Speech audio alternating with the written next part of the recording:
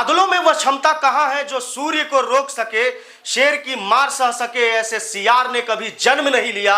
धरती का पीने के लिए पानी चाचक वो चोच बनी ही नहीं है, और कुत्ते की तरह जीवन जीने वाले हाथी की बात आज तक हमने सुनी ही नहीं है। नमस्कार, स्वागत है आपका हमारे चैनल देश मत पर, और मैं हूं अभिजीत शर्मा। आज महाराणा प्रताप का जन्म दिवस है और आज के इस एपिसोड में हम उन्हीं के बारे में बात करेंगे। महाराणा प्रताप का जन्म 9 मई 1540 को राजस्थान के कुंभलगढ़ में शक्तिशाली राजपूत राजा उदय सिंह और रानी जयवंता बाई के यहाँ हुआ था। माता जयवंता बाई न केवल महाराणा प्रताप की मां थी बल्कि इनकी पहली गुरु भी थी। सिसोदिया वंश में बप्पा रावल, राणा हमीर, राणा सांगा, राणा प्रताप थे, लेकिन महाराणा केवल प्रताप को ही बोला जाता है। महाराणा प्रताप की हाइट 7.5 फीट की थी और उनका वजन 110 किलो था। वो अपने साथ 70 किलो का कवच, 10-10 किलो के जूते, 10-10 किलो की 2 तलवारें और 80 किलो का भाला हमेशा साथ में रखते थे। कवच, भाला, ढाल और खड़ग का वजन मिलाए तो वजन 207 किलोग्राम था। उनके अस्त्र शस्त्र आज भी उदयपुर के संग्रहालय में सुरक्षित रखे हुए हैं। महाराणा प्रताप को अदम्य साहस, स्वाभिमान का परिचायक माना जाता है और इसी कारण वह राजस्थान के प्रथम पुरुष भी माने जाते हैं। जब अकबर ने पूरे हिंदुस्तान को जीत लिया था तब महाराणा अकेले मेवाड़ में खड़े हुए थे अकबर के खिलाफ। याद रखिए, अकबर कभी जीता नहीं था, राणा कभी हारे नहीं थे। जब हल्दी घाटी का युद्ध शुरू हुआ तो अकबर की सेना कुल 80,000 की थी और महाराणा प्रताप की 15,000 की। महाराणा कहते थे, एक आदमी 5 को खत्म करेगा। ध्यान दीजिएगा, अकबर की सेना में दम था तो महाराणा के सीने में दम था। अकबर किसी भी कीमत पर मेवाड़ को जीतना चाहता था क्योंकि मेवाड़ मुगल अंपायर के लिए एक व्यापारिक केंद्र का रास्ता बनता था। अकबर की सेना बहुत बड़ी थी और महाराणा प्रताप की सेना बहुत छोटी थी, लेकिन अन्य राजाओं की तुलना में महाराणा प्रताप का वैराग्य बहुत जबरदस्त था।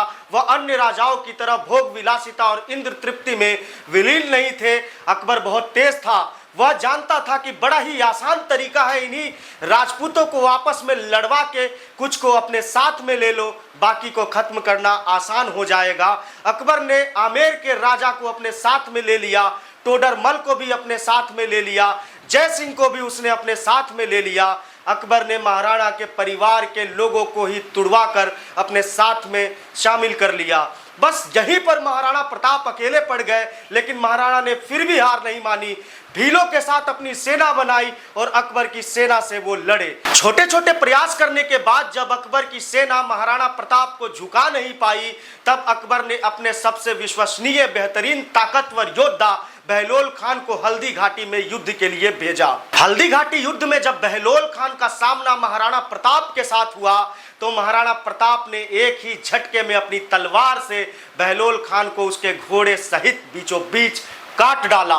बहलोल खान का इस तरीके से मौत का खौफ अकबर पर इस कदर छाया कि उसने कभी भी जीवन में महाराणा प्रताप का सामना ही नहीं किया।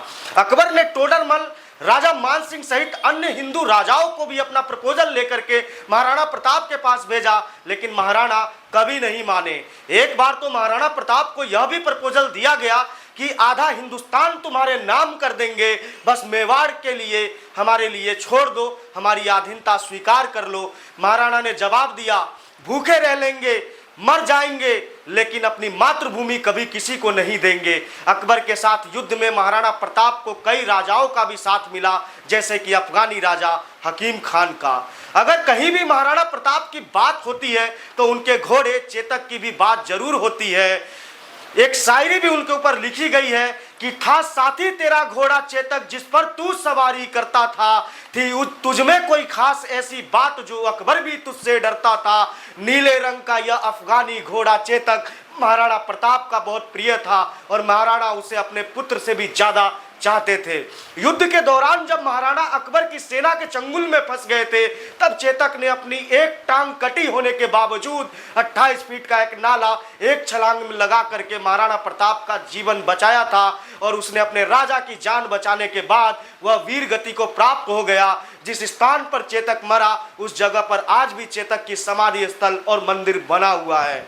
चेतक के साथ साथ महाराणा प्रताप का एक हाथी भी था जिसका नाम था राम प्रसाद। अकबर किसी भी कीमत पर राम प्रसाद को अपने खेमे में लाना चाहता था।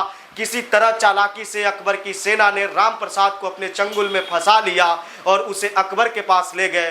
पूरे 28 दिनों तक राम प्रसाद ने अपनी महाराणा से बिछड़ने के गम में न कुछ खाया न कुछ पिया और 29वें दिन अपना शरीर त्याग कर प्राण न्यौछावर कर दिए। तब जाकर अकबर ने कहा कि जिस महाराणा प्रताप के हाथी ने मेरे आगे सर न झुकाया तो मैं उस महाराणा प्रताप का सर कैसे झुका दूंगा।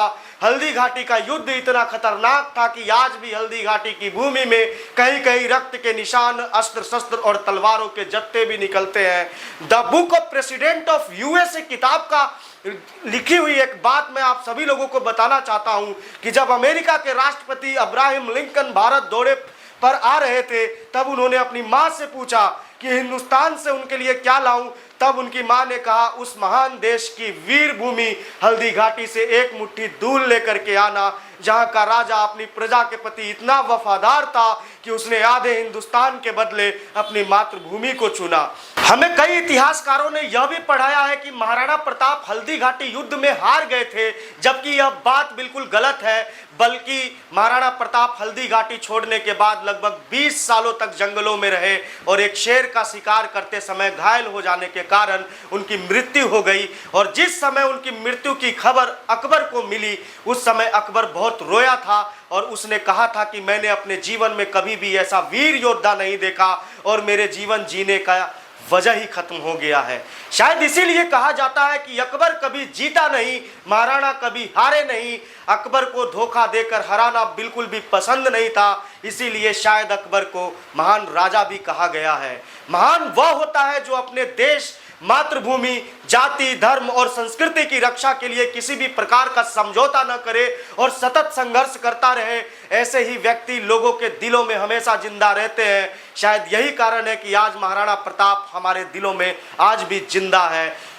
तो कैसा लगा आज का यह हमारा एपिसोड, हमें कमेंट बॉक्स में कमेंट करके जरूर बताएं। और अभी तक आपने हमारे चैनल देशमत को सब्सक्राइब, लाइक, शेयर नहीं किया है तो जरूर करें। देशमत के लिए मैं अभिजीत शर्मा, बहुत बहुत धन्यवाद। जय हिंद।